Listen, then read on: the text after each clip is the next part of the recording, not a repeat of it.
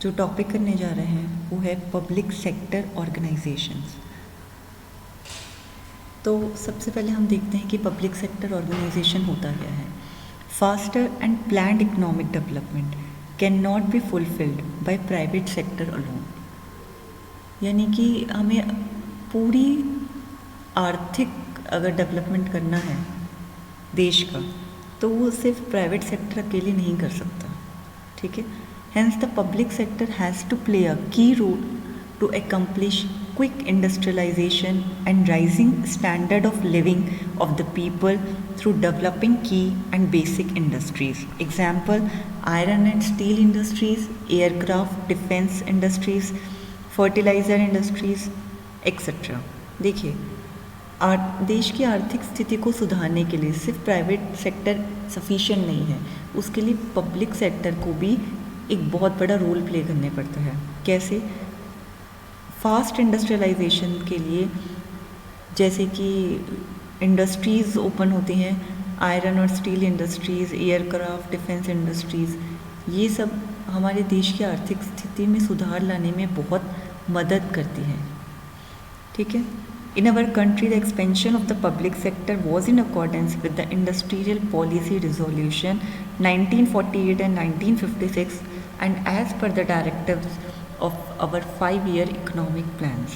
The objective of public sector enterprises can be stated as, तो हमारी country के अंदर जो भी पब्लिक सेक्टर का एक्सपेंशन हुआ है वो हुआ ही इसलिए, मतलब पब्लिक सेक्टर को एक्सपेंड इसलिए करा गया है ताकि और इंडस्ट्रियलाइजेशन आए, और ये इंडस्ट्रियलाइजेशन को लाने के लिए जो इंडस्ट्रियल पॉलिसी रिजोल्यूशन है उसको देखते हुए काम किया जाता है, जो कि हमारा एक्चुअली 5 साल का इकोनॉमिक प्लान को बनाती है।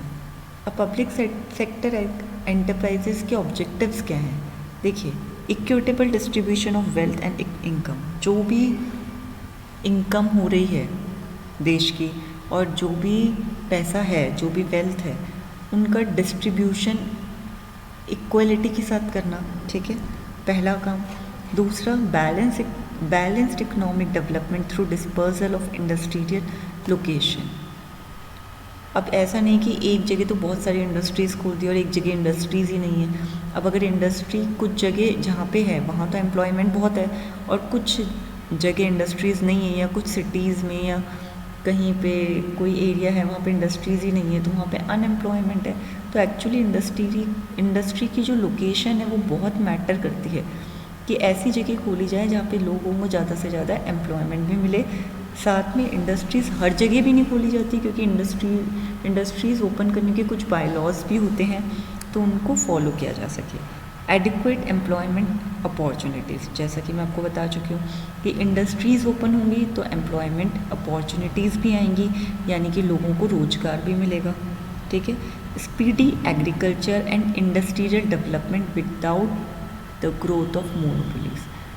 देखिए, पब्लिक सेक्टर ऑर्गेनाइजेशन का एक और बहुत बड़ा एम होता है, वो ये होता है कि एग्रीकल्चरल सेक्टर में स्पीड मिले और इंडस्ट्री का डेवलपमेंट हो, इंडस्ट्रियल डेवलपमेंट हो। ठीक है, self sufficiency of the nation in modern technology and managerial skills so that in due course our country need not depend on foreign collaboration in capital, technology, skills, etc.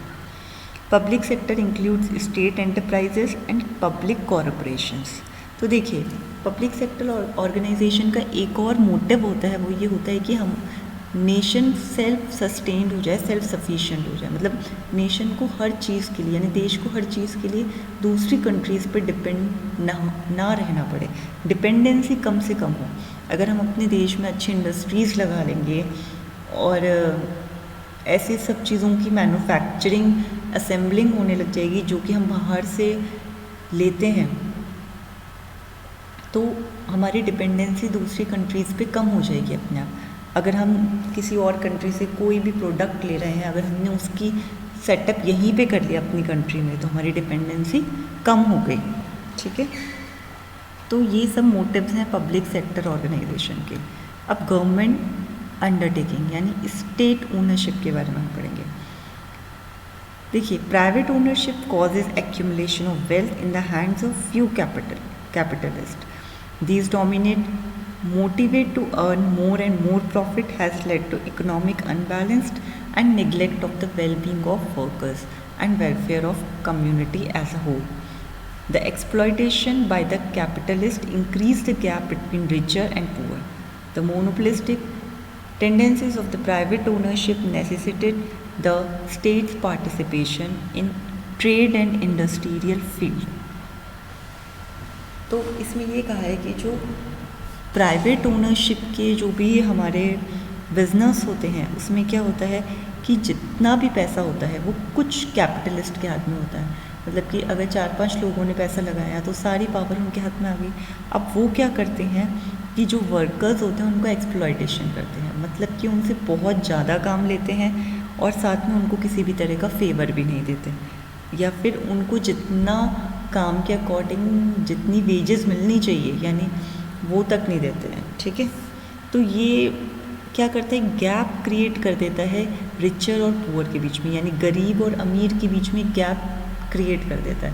क्योंकि अगर मेरे पास पैसा है, मैंने पैसा लगाया, लोगों से काम लिया और उनसे इतना डबल काम लिया कि उनको तो लगा ही नहीं कि हमने कुछ किया है या फिर हमें कोई बेनिफिट भी मिल रहा है हमारे काम का। ठीक है, तो ये क्या करता है, एक गैप क्रिएट कर देता है। The state ownership are the business organizations which are owned, managed and run by the government or local bodies like municipalities, district board etc. देखिए, अब जो ये स्टेट एंटरप्राइजेज होती है जिसे स्टेट ओनरशिप भी बोलते हैं, ठीक है, ये बेसिकली क्या होती है, ये वो बिजनेस ऑर्गेनाइजेशंस होती हैं जो कि गवर्नमेंट या लोकल बॉडीज़ रन करती हैं। ठीक है, मतलब अगर आपको ये सुनने में कहीं ना कहीं शायद आपने, अगर आपको नॉलेज नहीं है तो आपने फर्स्ट टाइम ही सुना होगा कि जो गवर्नमेंट है वो भी बिज़नेस को रन करती है। यस, गवर्नमेंट भी बिज़नेस को रन करती है in the form of state enterprises. Okay, तो ये कौन संभालता है, ये लोकल बॉडीज संभालती हैं, जैसे कि म्यूनिसिपैलिटी हुई, डिस्ट्रिक्ट बोर्ड हुए, ये सब संभालती हैं। This is generally done in the case of public utility services like gas, electricity, water supply, बस, रेलवेज, नेविगेशन एक्सेट्रा। तो जैसे भी आपने देखा होगा कि पब्लिक यूटिलिटी सर्विस है, जैसे गैस सर्विस है। अब गैस सर्विस प्रोवाइड करना एक बिजनेस है, ठीक है, पर इसे कंट्रोल कौन करेगी, गवर्नमेंट। ठीक है, जैसे इलेक्ट्रिसिटी हुई, अब इलेक्ट्रिसिटी भी बिजनेस, इलेक्ट्रिसिटी भी कौन कंट्रोल करती है, गवर्नमेंट। कोई भी आपसे कोई भी अमाउंट में इलेक्ट्रिसिटी आपको नहीं दे सकता, इसका पूरा कंट्रोल किसके पास है, गवर्नमेंट के हाथों में। ठीक है, the railways, post and telegraph are completely own by central government. अब जैसे अगर आप देखें रेलवे, पोस्ट, कभी भी इसके पैसे कोई भी कहीं से भी आप कराएंगे ना तो मन चाहे कोई नहीं ले सकता, ये फिक्स है, ये स्टैंडर्ड है। ठीक है, क्यों है ऐसा, क्योंकि जो सेंट्रल गवर्नमेंट है वो इसको, सेंट्रल गवर्नमेंट ने इसे ओन कर रखा है, यानी सेंट्रल गवर्नमेंट इसे रन कर रही है। Some other industries such as ship building, steel industry, electricity generation, railway engine manufacturers etcetera owned by the government and also by joint stock company. अब जो और इंडस्ट्रीज़ की अगर हम बात करें, स्टील इंडस्ट्री, इलेक्ट्रिसिटी जनरेशन, जहाँ पे बिजली का उत्पादन हो रहा है, या जहाँ पे रेलवे के इंजन मैन्युफैक्चर हो रहे हैं, अब ये कुछ तो गवर्नमेंट कंट्रोल करती है और कुछ जॉइंट स्टॉक कंपनीज। ठीक है, अब जॉइंट स्टॉक कंपनीज में भी दो तरह की कंपनीज आ जाती हैं, private limited and public limited. ठीक है, तो ये इंटरेस्टिंग सेक्टर इसलिए है क्योंकि इसमें आपको पता चल रहा है कि कौन कौन सी ऑर्गेनाइजेशंस हैं या कौन कौन से बिजनेस हैं जिसे गवर्नमेंट रन कर रही है और कौन कौन से बिजनेस है जो कि फुली प्राइवेट है। ठीक है, तो ये इसमें एक इंटरेस्टिंग पार्ट है एंटरप्राइजेस का। The government either starts or nationalize certain industries to prevent economic imbalance in the nation. The social benefit is of primary importance while profit motive is given a secondary consideration. देखिए, government ने start किया है या nationalise की है कुछ industries को ताकि इकोनॉमिक बैलेंस बना रहे नेशन के अंदर। ठीक है, और इसका जो बेनिफिट है वो सोशल मतलब सामाजिक बेनिफिट है, ये गवर्नमेंट की हमेशा पहली प्रायोरिटी रहती है, और प्रॉफिट इससे कितना हो रहा है ये दूसरी प्रायोरिटी रहती है। क्लियर? मतलब वो प्रॉफिट को प्राइमरी नहीं कह सकता। अब इसके एडवांटेजेस क्या हैं? जैसे स्टेट एंटरप्राइजेज या स्टेट ओनरशिप होती है, उसके एडवांटेजेस क्या हैं? Profit go to the government and are utilise for the benefit of society at large. Nation building department can be liberally financed from the increased resources. तो देखिए इसके अंदर क्या होता है, अगर आप देखें कि जो भी इससे प्रॉफिट होगा, ये जो एंटरप्राइजेज हैं इनसे जो भी प्रॉफिट होगा वो कहाँ जाएगा? गवर्नमेंट के पास। अब गवर्नमेंट इसका क्या करेगी? गवर्नमेंट सोसाइटी के फ़ायदे के लिए इसको यूज़ करेगी, ठीक है, और जो दूसरे डिपार्टमेंट्स को भी फिनेंस कर सकती है। Purity of supply is guaranteed, there is no incentive for adulteration for a government undertaking as there is for private business. देखिए जो स्टेट एंटरप्राइजेज होती हैं उस पर आप बिलीव कर सकते हैं, ट्रस्ट कर सकते हैं, क्योंकि गवर्नमेंट उसमें प्योरिटी की गारंटी देती है। इसका रीज़न ये है कि अगर वो किसी भी तरह का एडल्ट्रेशन करेंगे तो ऐसा तो नहीं है उनको बोनस मिल रहा है। अगर उन्होंने कह दिया कि गैस 14 kg इतना का सिलेंडर इतने में ही जाएगा, तो वो ऊपर नीचे से कोई पैसा ऐड करके या कम करके ज़्यादा नहीं कमा सकते। इसका रीज़न है जब आपके पास गैस सिलेंडर आता है आप उसको चेक कर सकते, एक मेजरमेंट होता है उसका। अगर आप बिना चेक करके लेते हैं तो फिर ये आपकी फ़ॉल्ट है। अदरवाइज़ गवर्नमेंट तो आपको बिल्कुल प्रोवाइड कर रही है कि आप चेक करिए, केजी चेक करिए और फिर लीजिए सिलेंडर। तो इसमें क्या होता है, अगर कोई कुछ भी ऊपर नीचे किलोग्राम होते हैं तो आप कह सकते हैं गैस सर्विस वाले को कि भाई तुम लेके चले जाओ, ठीक है। The best talent is attracted towards government service. The government can therefore engage superior staff. The business therefore will run better. अब क्योंकि गवर्नमेंट सर्विस क्रैक करना इतना ईजी नहीं है, गवर्नमेंट में जो भी टैलेंट आता है वो बेस्ट आता है, तो गवर्नमेंट क्या करती है उनको एंगेज करती है इन सब कामों में कि आप ये एंटरप्राइजेज चलाओ और काम और अच्छे से होता है, ठीक है। Government can afford to wait long for an enterprise to yield profit. Big business ventures like iron and steel works, heavy electricals, defense project can be started. Consumer interests are properly safeguarded. Consumer को इन enterprises में कोई नुकसान नहीं होता. Government enterprise is subject to greater control. Public cannot be exploited for long. इसमें public का किसी भी तरह का शोषण नहीं होता है। ऐसा नहीं है कि उनसे पैसा लिया जा रहा है और उन्हें प्रोडक्ट अच्छा नहीं दिया जा रहा है, तो ये सब चीज़ें स्टेट एंटरप्राइजेस के केस में नहीं होती, ओके। तो ये है स्टेट, हम ओनरशिप की जो बात कर रहे हैं उसके अंदर इस तरीके का कुछ भी नहीं होता। इसमें जो भी किया जाता है पब्लिक के बेनिफिट के लिए किया जाता है। अब हम एक नज़र डिसएडवांटेजेस पे डालते हैं। डिसएडवांटेजेस क्या होते हैं ये मैं आपके लिए फटाफट रीड करूँगी, अब बिल्कुल क्लियर है आपको। अगर आपको ये समझ में आ गया कि स्टेट एंटरप्राइज़ क्या है, स्टेट एंटरप्राइज़ वो एंटरप्राइज़ होती है जिसका कंट्रोल गवर्नमेंट के पास होता है। ये आपको बेसिक सर्विसेज देती हैं, जैसे कि मैंने आपको बताया बेसिक सर्विसेज, गैस सर्विस, और जो हमने यहाँ पे डिस्कस की है इलेक्ट्रिसिटी, वाटर सप्लाई, ये सब बेसिक सर्विसेज देती है। बस, रेलवे, ठीक है, जिसका सारा कंट्रोल गवर्नमेंट ने अपने पास रख रखा है, पब्लिक के पास नहीं रख रखा। जैसे एयरलाइंस हैं, एयरलाइंस आजकल, अब एयरलाइंस में कौन एंटर हो गया है? प्राइवेट। तो आप देख सकते हैं एयरलाइन में कहीं ना कहीं आप कभी अगर आपने प्लेन से ट्रैवल किया हो तो आपने देखा होगा कि जो सीट्स हैं प्लेन की वो प्राइसेस उसके हाई होते रहते हैं अगर आपको कल की चाहिए तो, और यही आप 10 दिन पहले की लेंगे तो रेट में बहुत डिफरेंस होगा। ये क्यों है? ये प्राइवेटाइजेशन है, ठीक है। प्राइवेट का जो मन होता है वही पैसा वो डिमांड करते हैं कस्टमर से, किसी ओकेजन पे बढ़ा देते हैं, और अगर ओकेजन नहीं होता, उस टाइम कोई रश नहीं होता तो कम कर देते हैं, ठीक है। जबकि आप रेलवे के अंदर देखेंगे कभी ऐसा नहीं होता। अगर रेलवे में सपोज़ कीजिए एक ट्रेन है शताब्दी, उसकी टिकट आप आज कराइए या 20 दिन बाद कराइए, आपको रेट में कोई डिफरेंस नहीं दिखेगा, उसका अमाउंट फिक्स है। ऐसा क्यों है? क्योंकि इसका पूरा कंट्रोल गवर्नमेंट के पास है, इसीलिए ये है। ठीक है, तो डिसएडवांटेजेस क्या है? Government officer behaves like a big boss and a respectable citizen receives no courtesy. The government servant has not the same incentive to do the best as a man in private service. In government service, promotion is by seniority and not by merit. Therefore, government servants do not work hard. अब ये इसमें disadvantages खुद ही बता रखे हैं कि government officer है, उसमें वो बिग बॉस, वो बॉस की तरह बिहेव करता है, तो कई बार सिटीजन्स को ढंग से ट्रीट नहीं करता।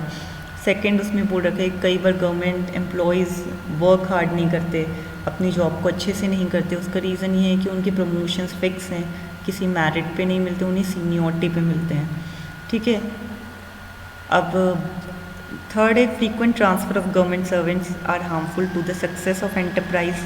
देखिए इसमें ये बोल रखा है कि गवर्नमेंट ऑफिसर जो होता है उसके ट्रांसफ़र होते रहते हैं। अब जब ट्रांसफ़र होते रहेंगे तो क्या होगा, एक जाएगा दूसरा आएगा, वो काम समझेगा फिर शुरू करेगा, जैसे उसको काम समझने आने लगेगा उसका ट्रांसफ़र हो जाएगा। तो कहीं ना कहीं इससे क्या होता है, वर्किंग बहुत इफेक्ट होती है। ठीक है, और there is no continuity of policy, और पॉलिसी में वो कंटिन्यूटी नहीं रहती है। ठीक है, the government business is all routine and there is a little initiative. जो गवर्नमेंट बिजनेस है उसमें एक रूटीन में चलता है, वो उसमें कोई छोटे छोटे इनिशिएटिव कोई लेता नहीं है। इकोनॉमिक प्रोग्रेस इज़, और छोटे इनिशिएटिव भी ले लेता है पर बहुत बड़े इनिशिएटिव नहीं लेता। Economic progress is therefore slow. अब जैसे कि एक प्रोसेस बन गया है गवर्नमेंट बिजनेस को चलाने का, तो सब उसको ही फॉलो करेंगे। कोई ये नहीं सोचेगा कि नहीं हम इसको ऐसे कर लेते हैं तो हमें ज़्यादा लोगों को भी फ़ायदा होगा और गवर्नमेंट को भी होगा। ये इनिशिएटिव बहुत कम होते हैं। There is a little check on extravagances and inefficiency. There are no shareholders to question the director in the annual meeting. अब इसमें जो भी डायरेक्टर होता है उनको कोई क्वेश्चन करने वाला नहीं होता। अगर आप 10% 20% ज़्यादा एक्स्ट्रा अमाउंट खर्च करते हैं तो कोई देखता भी नहीं है। बट हाँ, अगर आप 80% खर्च कर रहे हैं तो कोई इन्वेस्टिगेशन हो सकती है, जो कि लोगों को पता होता है कि इतनी इन्वेस्टिगेशन, इतने अमाउंट एक्स्ट्रा खर्च करने पे इन्वेस्टिगेशन हो जाएगी।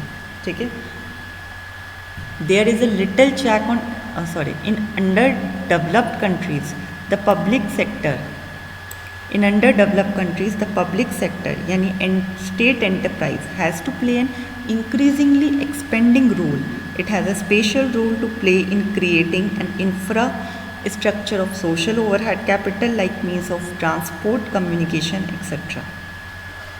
देखिए जो अंडर डेवलप्ड कंट्रीज़ हैं, ठीक है, उसमें जो पब्लिक सेक्टर है या स्टेट एंटरप्राइजेज हैं उनका बहुत बड़ा रोल होता है। ठीक है, उनका इवन एक स्पेशल रोल होता है इंफ्रा को क्रिएट करने का, जो इंफ्रास्ट्रक्चर है उसको क्रिएट करने का, ट्रांसपोर्ट को लेके आगे काम करने का, कम्युनिकेशन को लेके आगे काम करने का। इसमें स्टेट एंटरप्राइजेज का बड़ा रोल होता है। ठीक है, These projects need huge capital, but since they are not productive in the narrow sense, private sector is not attracted to them. But they are of vital importance to the development of economy, hence they have to be undertaken by the state. Therefore, state enterprises assume special importance in an underdeveloped or developing economy. देखिए ये जो sectors हैं जो कि मैंने आपको बताया, transport, communication, इसमें क्या होता है प्राइवेट सेक्टर कई बार बहुत कम इंटरेस्ट लेता है। अब तो ठीक है प्राइवेट सेक्टर हर जगह आ गया। इसका रीज़न ये है कि इनकी इतनी इम्पोर्टेंस उनको नहीं लगती, लगता है कि इसमें ज़्यादा बिजनेस नहीं हो सकता। ठीक है, तो इसको कौन कंट्रोल करता है? State enterprises. और स्टेट एंटरप्राइजेज को इसको इफ़ेक्टिव वे में भी देखना पड़ता है कि जो आर्थिक स्थिति है देश की उसको सुधारी जा सके, इस तरीके से उन्हें काम करना पड़ता है। ठीक है, नेक्स्ट हमने पब्लिक सेक्टर ऑर्गेनाइजेशन में पहले पढ़ा स्टेट एंटरप्राइजेस, जिसे आप स्टेट एंटरप्राइजेस हम कह रहे हैं, और आप पब्लिक सेक्टर भी कह रहे हैं सर। ठीक है, स्टेट एंटरप्राइजेज और पब्लिक सेक्टर। अब हम पढ़ेंगे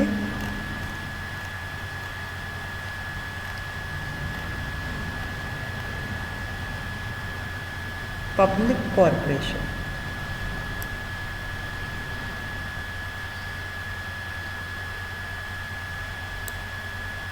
पब्लिक कॉरपोरेशन एक बॉडी है जो क्रिएट होती है by the law of parliament with its power, duties and liabilities defined in the written law. देखिए, पब्लिक सेक्टर ऑर्गेनाइजेशन का जो सेकंड पार्ट है वो है पब्लिक कॉरपोरेशन, और इससे पहले हमने पढ़ा था स्टेट एंटरप्राइजेस। तो पब्लिक कॉरपोरेशन वो बॉडी है जो कि लॉ ऑफ पार्लियामेंट क्रिएट करता है, यानी पार्लियामेंट का एक कानून क्रिएट करता है, ठीक है। साथ में इसकी पावर्स, ड्यूटीज़ और क्या क्या रिस्पॉन्सिबिलिटी आएगी वो सब लिखा हुआ है लॉ के अंदर। Public corporation try to combine the public interest of the government body and the autonomous management of the public sector. These corporations have no profit motive and work for the sake of social welfare. अब पहली बात, public corporation को कौन create करता है? Parliament का law. Second, public corporation क्या करती है? गवर्नमेंट बॉडी का जो पब्लिक इंटरेस्ट होता है और जो ऑटोनॉमस मैनेजमेंट होता है पब्लिक सेक्टर का, दोनों को कंबाइन करती है, ठीक है।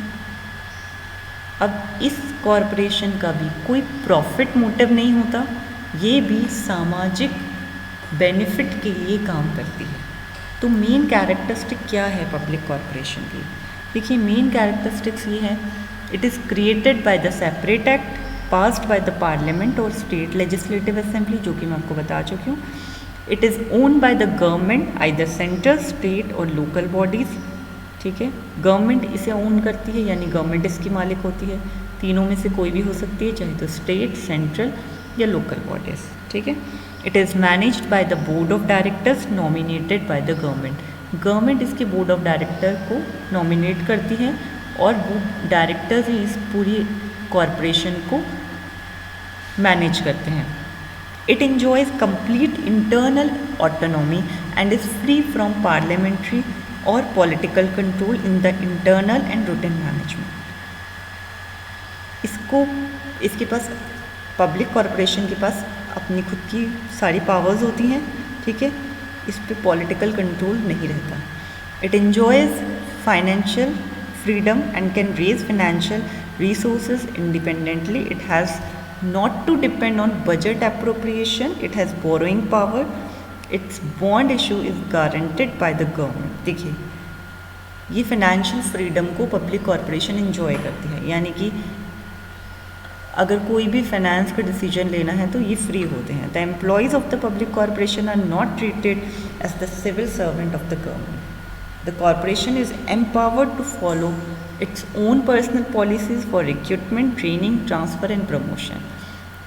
इस कॉरपोरेशन में जो भी एम्प्लॉय होते हैं उनको वैसे नहीं ट्रीट किया जाता जैसे कि सिविल सर्विसेज जो होते हैं गवर्नमेंट के एम्प्लॉय, उनको ट्रीट किया जाता है।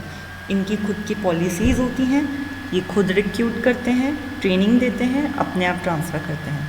Public corporation is the best mechanism through which large public enterprise can be administrated based on the principle of maximum autonomy, consistent with public accountability, eliminating bureaucracy.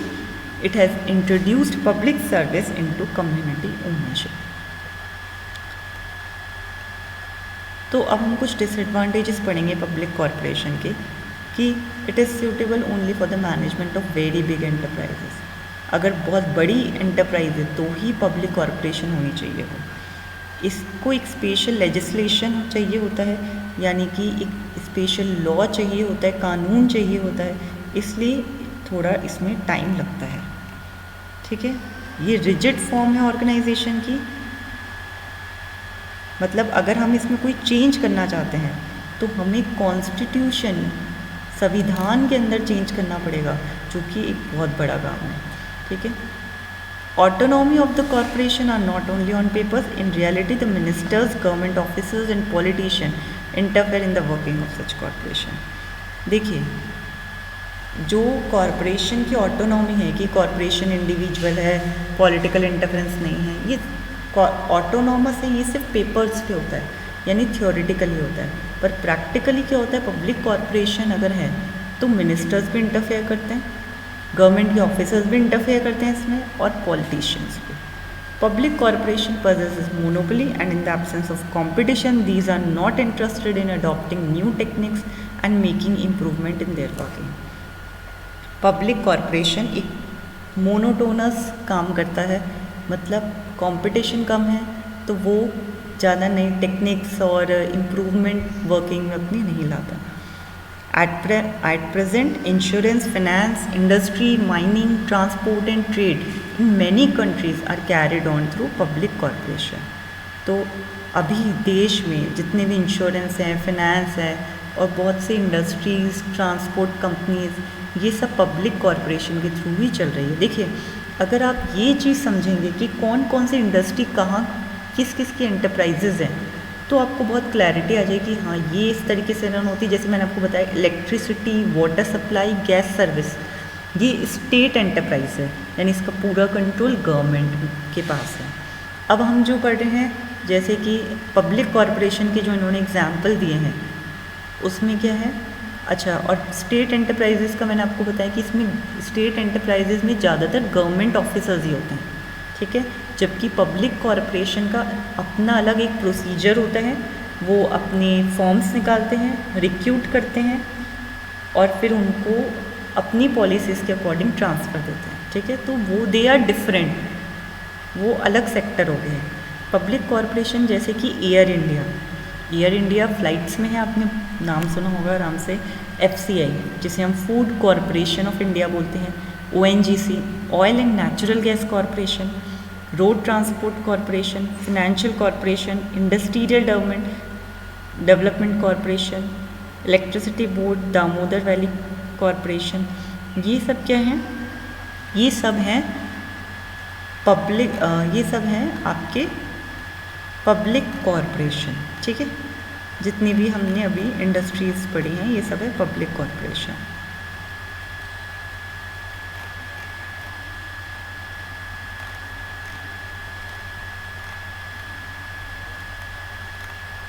तो ये हमारा आज का टॉपिक ओवर होता है.